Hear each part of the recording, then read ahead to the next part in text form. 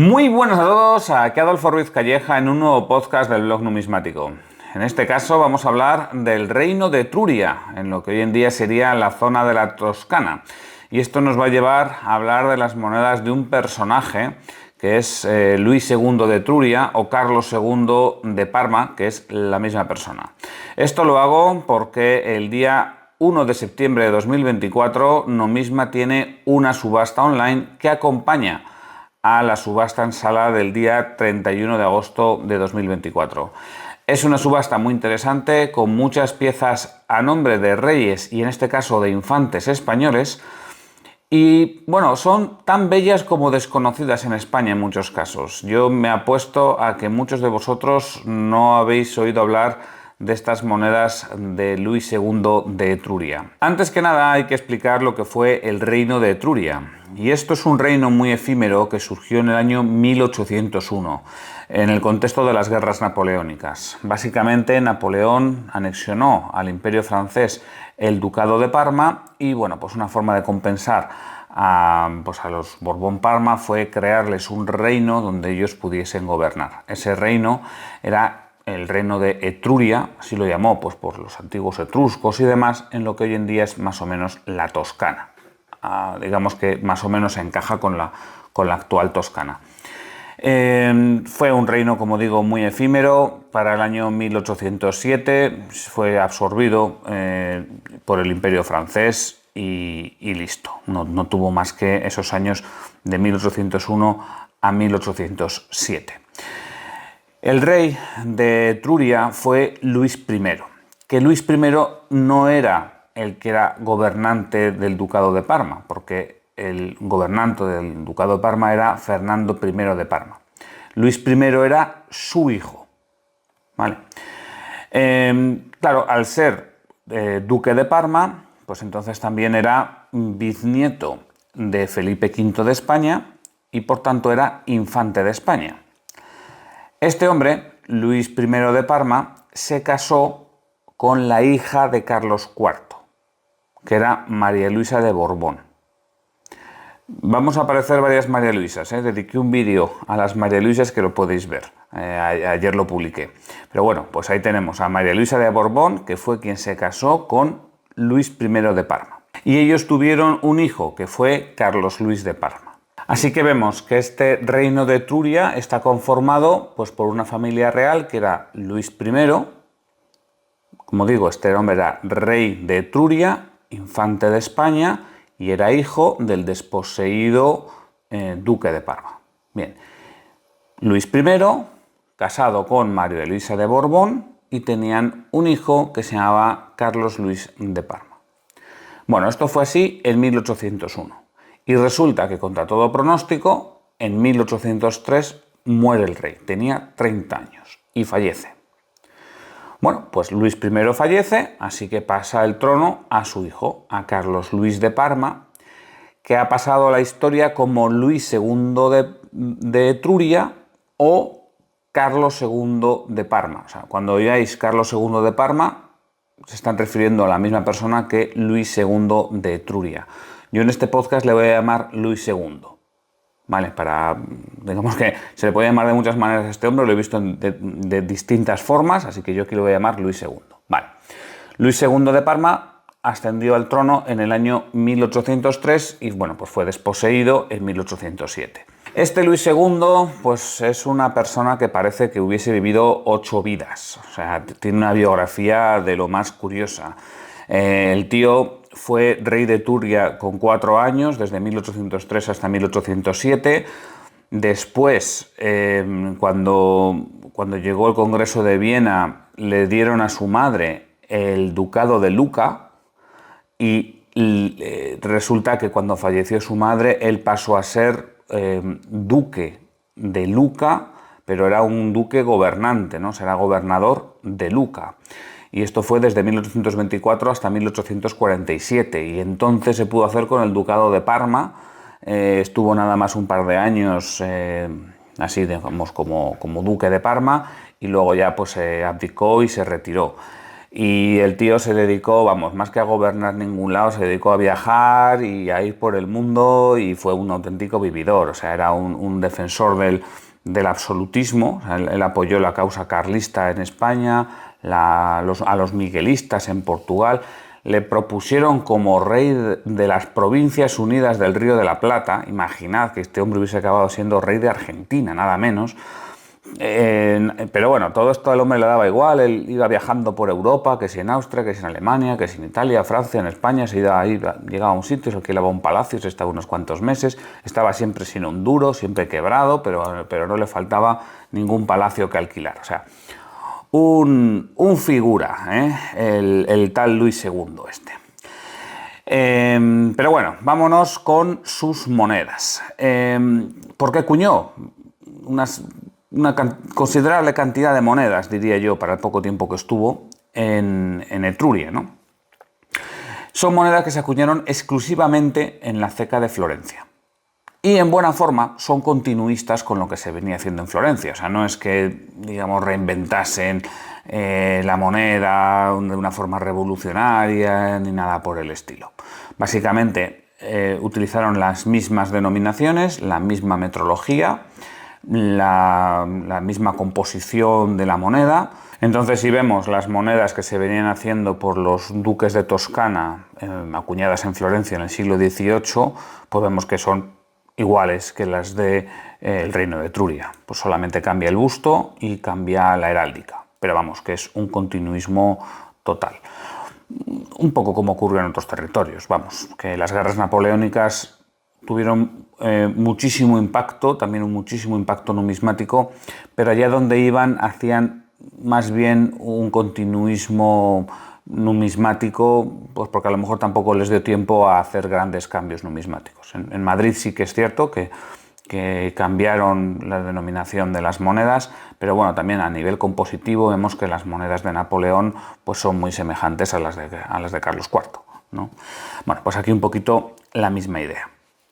Como características, bueno, pues en el reino de Etruria y también en el siglo XVIII se acuñaron muchas monedas de plata y además monedas de un módulo grande. El oro era bastante más escaso y el cobre también era bastante escaso, o se acuñaron menos, digamos.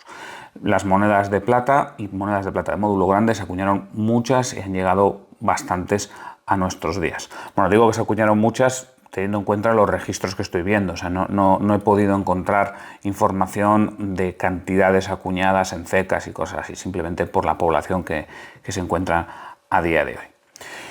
Y luego otra característica interesante de las monedas de Luis II es que aparece el rey niño siempre acompañado por su madre, María Luisa de Borbón, como reina regente. Entonces, bueno, la composición es muy interesante porque siempre aparecen los dos personajes. Os invito a echar un vistazo a las monedas de Luis II, que se acuñaron entre 1803 y 1807, y lo que voy a hacer va a ser ir enumerando las monedas que acuñó, los distintos módulos, e ir ilustrando el podcast, si lo veis desde YouTube, con ejemplos, ¿no?, de estas monedas. Si escucháis el podcast desde iVoox, bueno, pues sabéis que podéis acceder al artículo que acompaña este podcast y ahí tenéis enlaces a todas las monedas que voy a citar. Bien, pues por parte del oro solamente se acuñaron monedas en una cantidad bastante pequeña, que eran los llamados ruspones. En esto se mostraba a San Juan Bautista y a la flor de lis. Bueno, esto no creo que a nadie le sorprenda, todo el mundo lo recordará a los florines. Bueno, estos ruspones equivalían a 3 ducados de la época y venían a ser en torno a 10,43 gramos, o sea, una moneda de oro bastante grande. A pesar de ello, tampoco es que sea excesivamente cara estas monedas, ¿eh? A ver, entendiendo que estamos hablando de una moneda que ya tiene pues 200 y pico años, ¿vale? Entonces, bueno, no es excesivamente cara, pero bueno, sí que una moneda de 10 gramos y medio, pues hombre, hay que dejarse un dinerito por ella, está claro. Bueno, mayores fueron las acuñaciones en plata y también más variadas. El primer conjunto de acuñaciones en plata seguían la base de la lira florentina. La lira florentina era una moneda de 3,88 gramos, Estas se acuñaron solamente con dos fechas, 1803 y 1806. Y bueno, pues la verdad es que tienen un diseño bastante sencillo, no tienen ahí al busto del monarca, solamente tienen el escudo reducido del reino de Etruria y simplemente indica una lira en el anverso, nada más. Bueno, más interesantes y más amplias fueron las acuñaciones de sus múltiplos. Los múltiplos que son el dena y el medio dena. Bueno, el dena era el valor de 10 liras, o sea que es un monedón. Es un monedón que pesa 39 gramos de plata, nada menos. Por cierto, uno de estos denas lo ofrece Nomisma en su subasta. Estos denas también los vais a ver citados como escudos, así que si os hablan de escudos de Etruria o si os hablan de denas de Etruria, son exactamente las mismas monedas. Y como digo, son monedas bien grandes de 39 gramos. Bien, en el anverso nos encontramos unos retratos donde aparece el rey en un primer plano y la reina regente en un segundo plano. Ambos tienen una toga. La verdad es que son retratos muy conseguidos y bueno, pues muy bonitos en mi opinión. También esta disposición de la reina en el segundo plano, bueno, pues es una forma, digamos, un tipo de retrato numismático que aparece desde muy antiguo y que bueno, ha aparecido pues, en la moneda española hasta en las 500 pesetas a finales de los 90, que los teníamos ahí todavía, ¿no? O sea que es una forma muy típica de hacer retratos numismáticos. En el reverso lo que nos encontramos es el escudo, pero el gran escudo de Etruria, con todas sus armas y su corona y todo. No voy a ir arma por arma a explicar cuáles son, pero vamos, que es un escudo muy complejo. Y oye, aquí lo que se ve es que están aprovechando el espacio de la moneda, ¿no? Porque al ser una moneda tan grande, pues bueno, pueden lucirse y poner un escudo con muchísimas armas y con muchísimo detalle. Bueno, eso sería por parte del dena. Luego está el medio dena, que vale obviamente la mitad de un dena. Es decir, si el dena eran 10 liras, pues el medio dena son 5 liras. Y a nadie le va a sorprender que este medio dena también se llame medio escudo. Su diseño es exactamente igual que el del dena. La única diferencia es que en vez de aparecer el escudo grande del reino de Etruria, aparece el escudo medio del reino de Etruria. O sea que han quitado unas cuantas armas y han dejado lo que son pues los castillos, los leones y luego en el centro las armas de los Borbón-Parma. Bueno, ella es bastante complejo, ¿eh? Esta es una moneda que pesa 19 gramos, más o menos, 19,6, así que bueno, también es una moneda de un tamaño importante. Por cierto, que aparece otro ejemplar en la subasta de Nomisma. Bueno, pues esto por las monedas del reino de Etruria con base de la lira. Que digo que está la lira comunidad, luego el dena y el medio dena. Ahora vamos con la otra base, que es otra moneda tradicional florentina, que era el paoli. Bueno, pues paolis, digamos, unidades, no se llegaron a acuñar. Pero sí que se acuñaron un múltiplo y un divisor. Entonces, el múltiplo era el Francesconi. Francesconi tenía un peso de 27,17 gramos y equivalía a 10 paolis. O sea, igual que el dena equivalía a 10 liras, el Francesconi equivalía a 10 paolis. Bien, en este caso también aparecen los monarcas en el anverso y el escudo grande de Etruria en el reverso.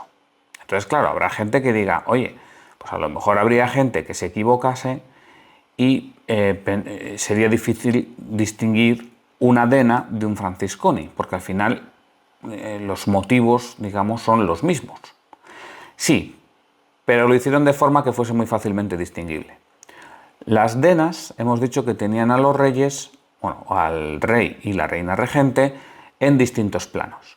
Mientras que el Francesconi lo que hacen es poner los bustos yustapuestos, como si fuesen Carlos y Juana, en estos oros de Zaragoza, por ejemplo, ¿no? O sea, lo que hacen es poner a la izquierda al rey niño y a la derecha a la reina madre. Así, como los reyes católicos, más o menos. O sea que en vez de ser marido y mujer, son hijo y madre. Entonces, bueno, es muy fácil de distinguir un dena de un francisconi. Ya he dicho que el dena pesa 39 gramos, el francisconi pesa 27,17 gramos y aquí la equivalencia es que un dena era un francisconi y medio. Vale. Hay que decir también que estos francisconi eran bastante más raros que los dena. Bien, esto por parte del múltiplo. Luego está el divisor. El divisor del Paoli era el cuatrino. Este cuatrino tenía un valor de 1/4 de Paoli. Pues por eso lo de cuatrino, ¿no? Porque era 1/4. Y tenía un peso de 0,67 gramos. Bueno, es una moneda también con una composición muy simple, bastante semejante a la lira, donde lo que aparece es el valor en el anverso y en el reverso el escudo reducido de Etruria. Y ya está. Y ya solamente nos queda las monedas de cobre, o mejor dicho, la moneda de cobre. Es una moneda que hicieron con un valor de 2 sueldos, 2 soldi.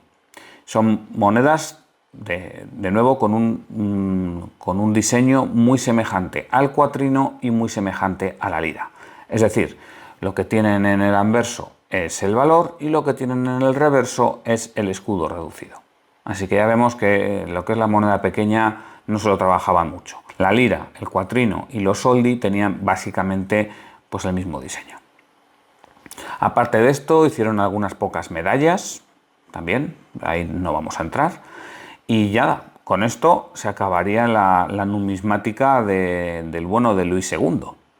No tiene más, veis que tampoco es que sean tantos valores ni que sea tan complejo.